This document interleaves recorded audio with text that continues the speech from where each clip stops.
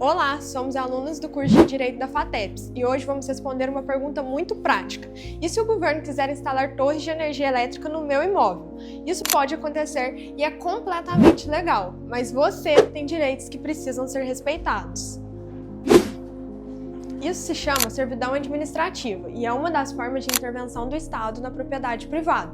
De forma simples, a servidão administrativa autoriza o poder público a utilizar da propriedade privada para a instalação de obras públicas necessárias à execução de serviços públicos, como, por exemplo, a distribuição de energia elétrica, que beneficia toda a sociedade. O ponto mais importante, diferente do que muita gente pensa, o proprietário não perde o imóvel, mas ele precisa suportar esse uso pelo Estado.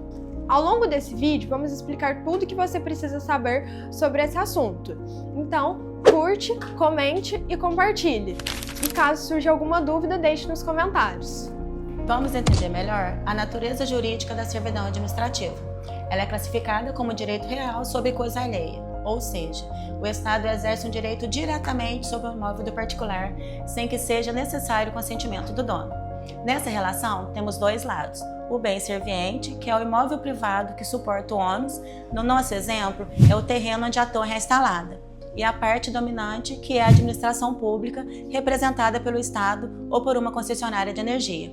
A servidão administrativa recai especificamente sobre bens imóveis e tem sempre uma finalidade pública, garantir serviços essenciais à coletividade. É justamente essa finalidade pública que legitima o Estado a intervir na propriedade privada, mesmo sem a concordância do proprietário. Agora vamos falar sobre duas características muito importantes da servidão administrativa que todo proprietário precisa saber. A primeira delas é a perpetuidade. A servidão, ela não tem prazo de término. Isso significa que uma vez instituída a torre de energia no seu imóvel, ela pode permanecer por tempo indeterminado. O Estado, ele não tem a obrigação de retirar a estrutura depois de um certo tempo. Ela permanece indefinidamente enquanto houver necessidade do serviço público. A segunda característica é o registro em cartório. De acordo com a Lei 6.015 de 73, a servidão administrativa tem que ser registrada no cartório de imóveis. Esse registro é essencial, pois dá publicidade ao ônus que recai sobre o imóvel. Ou seja, qualquer pessoa que consultar a matrícula vai saber se ela está sujeita à servidão. Isso protege a todos. Muitas pessoas têm dúvidas sobre a diferença entre desapropriação e servidão administrativa. Essa diferença é muito importante porque são duas coisas totalmente distintas. Na desapropriação, o Estado toma o imóvel do particular como um todo, de forma definitiva, e o proprietário é indenizado pelas perdas que ele tiver. Já na servidão administrativa, o Estado não toma o imóvel do particular, ele apenas impõe alguns limites de uso da propriedade. Já quanto às formas de instituição da servidão administrativa, ela pode ser imposta por lei, acordo ou por uma decisão judicial. Na prática, a instalação de torre de energia elétrica é feita por meio de um decreto do poder público, e isso pode ser realizado mesmo sem autorização do particular, contanto que ele não tenha os seus direitos violados. E a pergunta que todo proprietário faz: tem direito à indenização? E a resposta é sim, desde que o dano seja comprovado. O proprietário precisa provar o prejuízo sofrido, como a desvalorização do imóvel ou impedimento do uso. Se o dano for demonstrado, o Estado é obrigado a indenizar. Quanto ao prazo para buscar essa indenização, há uma divergência jurídica.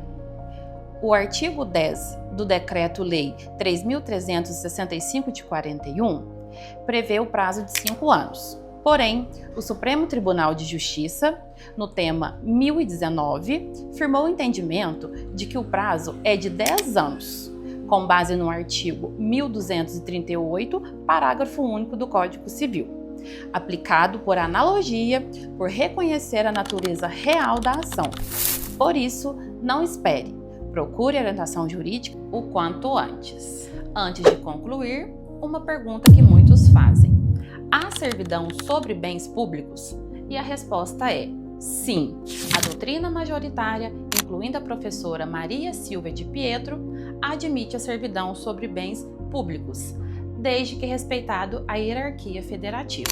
Ou seja, um ente de maior hierarquia pode instituir servidão sobre um bem de um ente menor. mas não o contrário. Agora vamos fazer uma entrevista com a doutora Isadora Messina.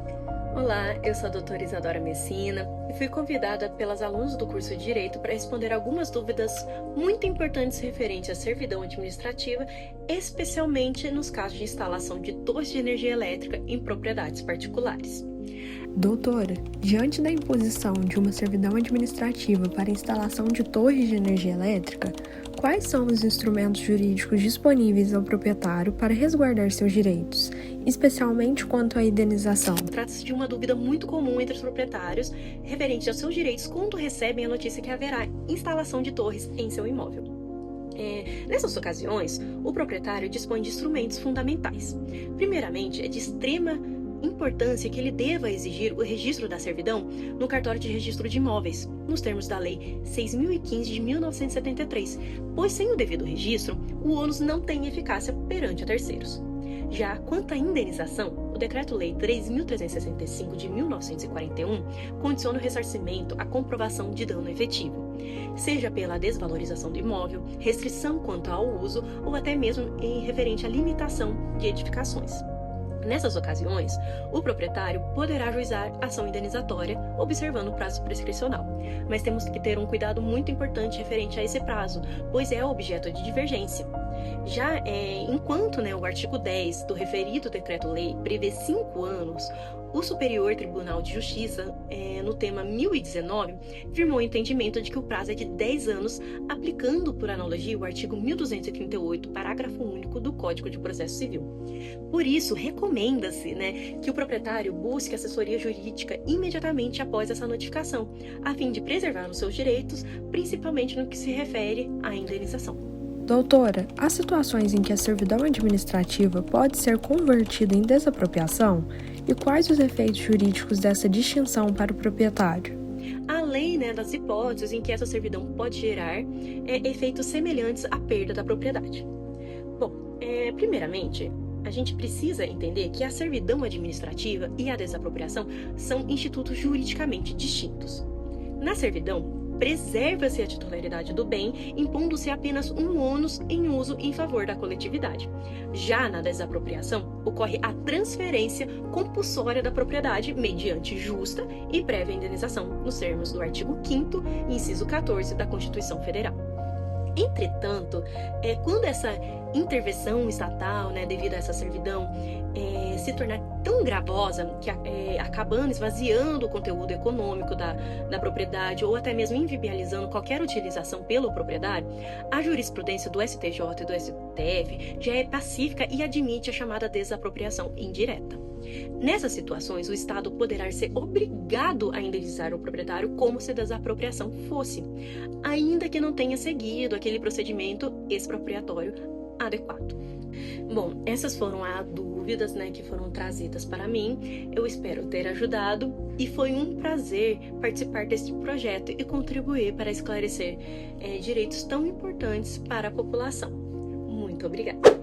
Para concluir, se vocês vão instalar torres de energias no seu imóvel, saiba que você continua dono. Pode ter direito à indenização e deve exigir o registro de servidão em cartório. Conhecer os seus direitos é o primeiro passo para defendê-los. Este vídeo foi produzido pelo Grupo 4 como projeto extensionista da Faculdade FATEX. Muito obrigada e até a próxima!